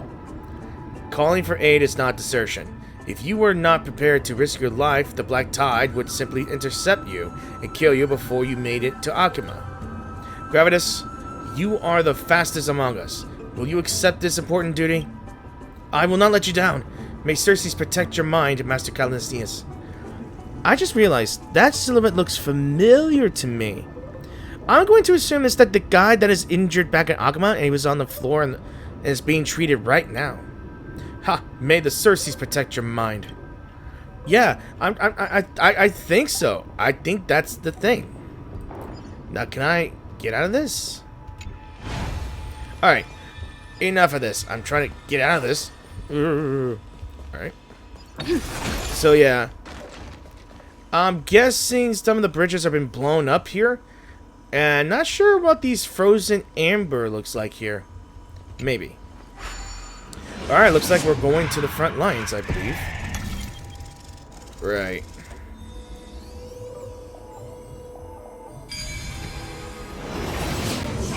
The smell of death is becoming more and more intense. There, on the steps. Ooh. Look at these. Look at that. That's gotta be a new type of enemy here. A new enemy type here. They're all like black and orange. Like really black and orange. This looks really scary. It's the Ethereals. What kind of beast is this? Or is it the Death Titan's kin? No, It's neither of those. This is a creation of the Black Tide. Such creatures are formed when living beings are corrupted and turned into deformed hollow husks of their former selves. Everybody, stay alert. Regardless of what has happened to the Grove, the fact that we're seeing the remains of a Black Tide creation here definitely doesn't bode well. Should we inform Aggie about this? Ma'am! Wait! The black thing seems to be moving.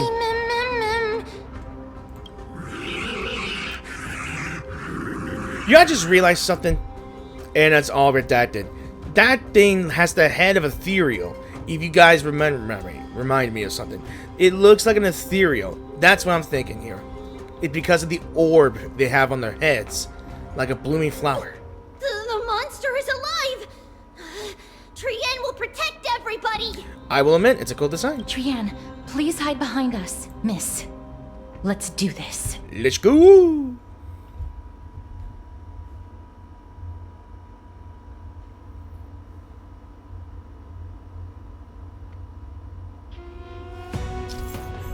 Okay, so we got corrosion. It looks like we have a new type of debuff. Certain enemies will inflict ally units with the corrosion state. Attacking enemies will restore corroded HP. The more targets hit, the more is restored. So we need a group that does. The words black, sword, and cloak. They're talking about the Black Tide. Alright, we got corroded. Come on, man. Give him the slap.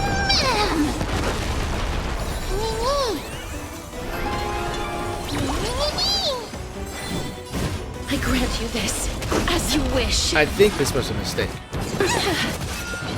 Oh, no.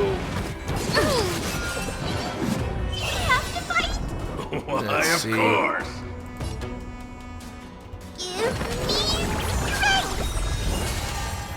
A little honesty would do us care to dance. Embrace new life, Alright. Alex. I could, like I said, I could optionally use an AoE attack.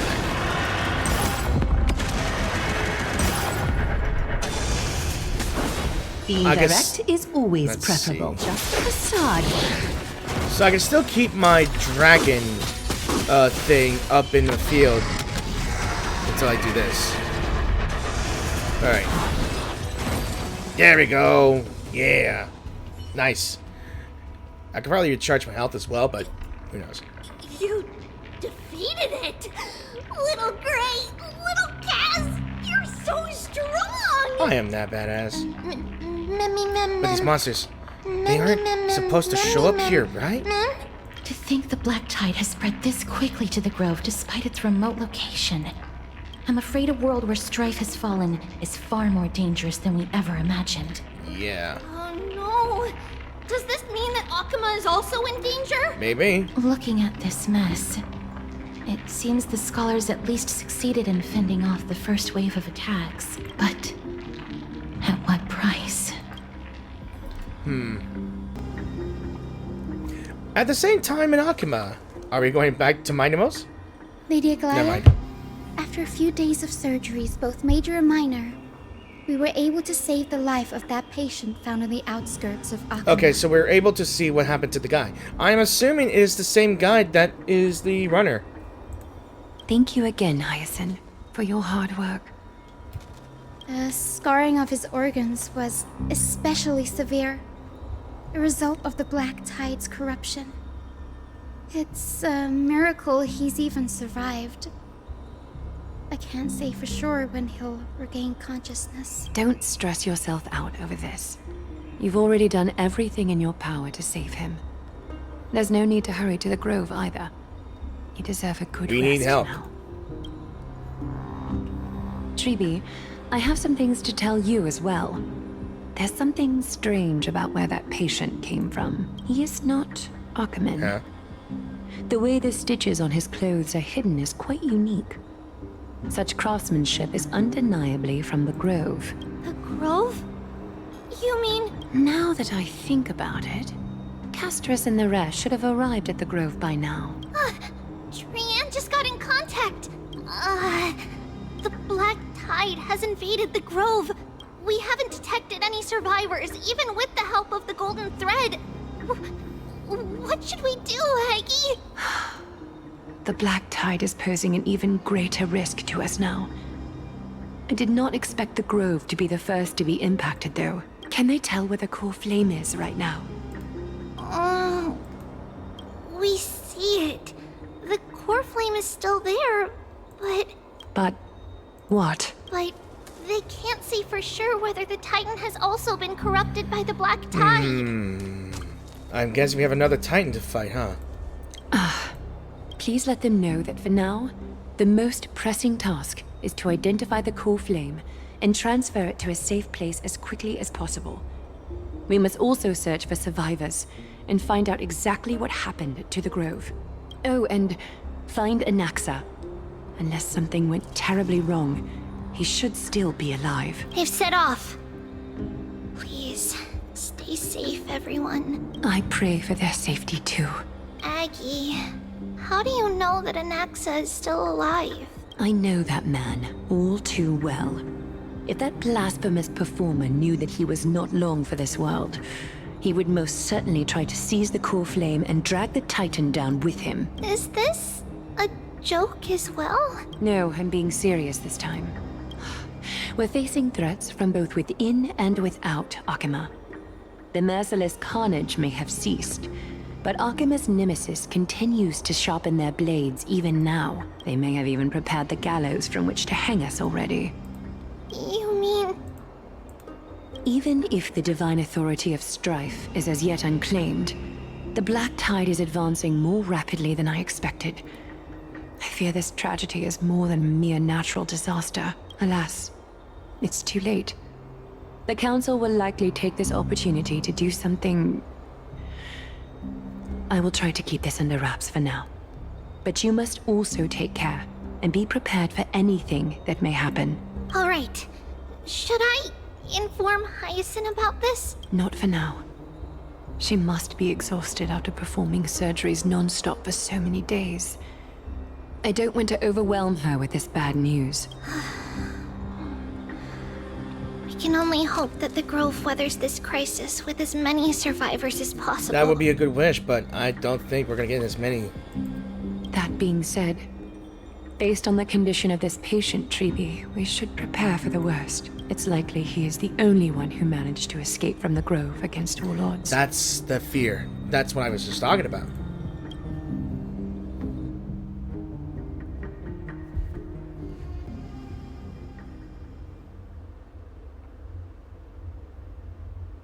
Everything will be fine. The people at the Grove are really smart. They'll definitely be able to chase away the black tide. Glea said that Anaxa is still alive. If that's true, then there's still hope for everyone else too. Who is this Anaxa anyway? Why does everybody seem to have some kind of trust in him? How should I put it? Lady Aglaya doesn't trust Anaxa at all, I'm afraid. He sounds like a big shot. Ah, that makes complete sense. Despite being a chrysosaur, Anaxa resolutely believes that titans and prophecies are a load of nonsense. During our regular citizens' assemblies, he always votes to oppose the flame chase journey. Huh? And he's still able to conduct research here? Didn't you just say that the Grove is an academy that was established around a Titan? Trienne knows the answer to that. Everybody says that Circes, who symbolizes reason, is the most tolerant of novel ideas. Apart from Kefali, they're the Titan who treats us the best. Well, it looks like Circes must really be open-minded if they're accepting of even this kind of novel idea. Yes, that is how we formed an agreement with these titans who bear no harm toward humanity. If they agree to support us on our flame chase journey, we will wait till the final moments of the journey to restore their core flames. With the exception of Orynyx, that is.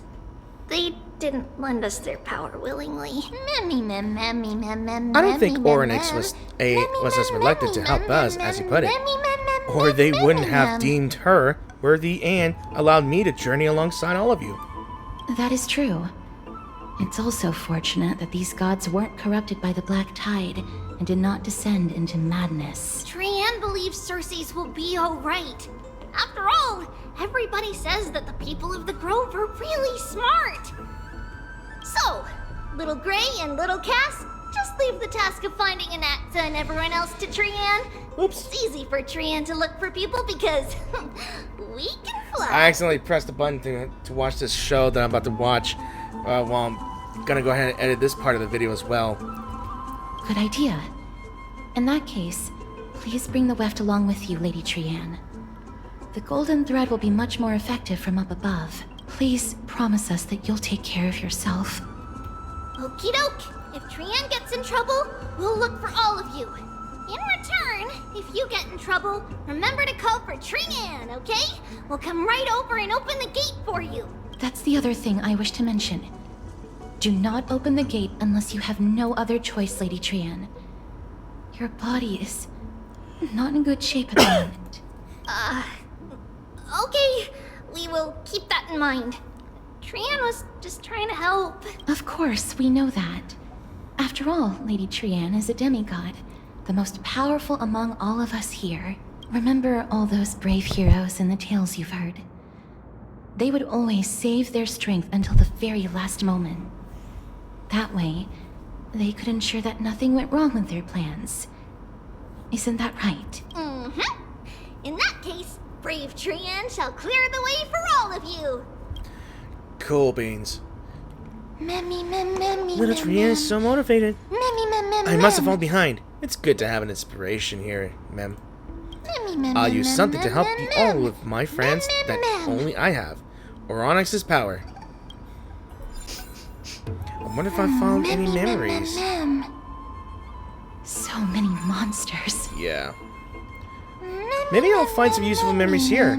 Let me try. Alright, but I'm gonna be taking a break for a bit, so I'll be right back. Okay, so probably by the time I would say, usually I would just kept pressing forward the story until I reached a certain point where I feel like it should be good enough to end part 1. But I feel like this might be a good time since I received a story to write down on. How about I end this video with a story that I received from earlier. And it is, again, a chapter of Mydei. Maybe. And looky-ho, it is another chapter of Mydei. So let's go ahead and read his second chapter. Maybe. So, nations, why the aversion? So again, we'll read this, and then I'll end the video, so. Alright, here we go. Since which day did he become known as Mydei? His strength rivals all lands, but the man pays it no heed. For only the authority of a king can end another king, and only strife can end strife. The torrent of conquest crosses the barrens, yet with homeland's blood it is destined to be stained.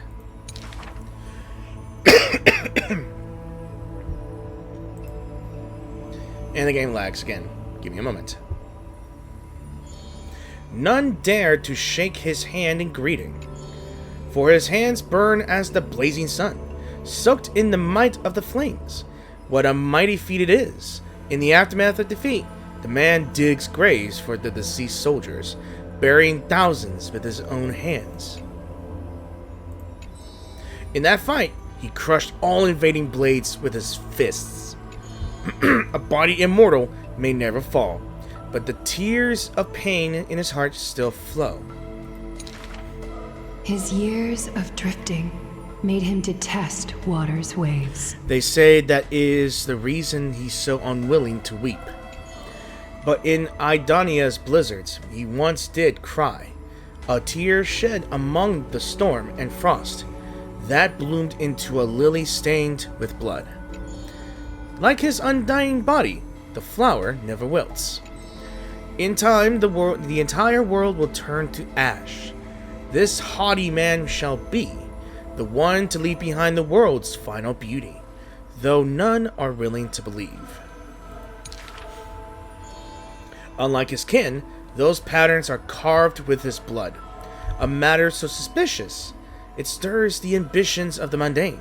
A blade that can cut through the mighty must be enough to slay gods. The people to this day still seek it, yet it is simply a tradition he follows closely. Do not let your enemy notice that you are bleeding, and thus convince them that you are someone unsurpassed, a warrior supreme. Apart from Kremnos' traditions, what do you have left? Before I got interrupted, the stories of the past forged his body, skipping this, the white-haired friend once asked. Is that it? Okay. The man goes silent and still, his gaze burning into the horizon, looking for a distant past. In his days of wandering, this same question was asked by thousands upon thousands, and he never denied. That is why I walk on this path. And thus concludes Act 2 of The Last Prince, Mydei. Again, in any case of stories upon story, he is now almost halfway through his journey. But what of the other ones as well? Maybe you have to meet with Candace's arc as well, because who knows, right? So again, I say this, thank you all so much for watching this video, and I really hope you enjoyed the video. If you did enjoy this video, please give this video a like or dislike. What did you think of the beginning of the story so far? Do you think that this whole trial is for Mydei? I believe that Mydei is denying his Cremonian blood, because yes, his father tried to throw him into the sea because he believes that I guess his father wanted to feed his son into to fuel Nikador's madness or strife, I guess. But his mother, perfectly named Gorgo, challenged him, probably lost, and he was thrown into the ocean. And I'm gonna guess that he has gained that curse of immortality, and it proved useful. His father may be in despair because the prophecy could not be fulfilled, because apparently his son is undying and will ultimately still become undying until his father is slain by Mydei. But I guess people are now questioning, now that that Nikador fell, they're expecting Mydei to accept the core flame of strife, but I don't think he wants to do, because it's because of the Cremonian traditions that led them to this insanity. So he believed that Mydei could do this without depending on the traditions of Kremnos, or wanted to accept that strife. But I believe he may have to. I don't know. Will he accept it? I'm not too sure. But I cannot wait to explore the Grove a lot more, and hopefully we get to meet I guess an Axis. Although his banner is still up for 14 days or 13 days by then. I will have to continue on after this video editing. So again, if you guys are new to the channel, you know what to do. If you enjoyed my narrations, my content I make, my commentary, if there is any commentary, any vibes like chill, casual vibes I bring here. And if you wish to support that channel, please click the subscribe button. It'd be grateful. It would be awesome that you guys checked out my channel, checked out my videos, and see for yourselves, and tell me what you think of the video so far. Or do you enjoy the story so far? Despite the many technical difficulties that I'm facing with this game. But I do admit, it has become interesting so far, and I think Amphorius will be the longest story going so far, because we have a lot of characters to go through. I know that for sure. And with the collaboration of Fate coming too, it's going to be difficult to not want to ignore that. So, if you think I should pull for Archer, or should I pull for Saber? I think most of you would say pull for Saber because she's the iconic one. Maybe. I will have to see it for myself. So, again, I will see you guys in part 2 of 3.1 story. As always, thanks for watching, and I will see you all in new videos. Peace out, and have an awesome week.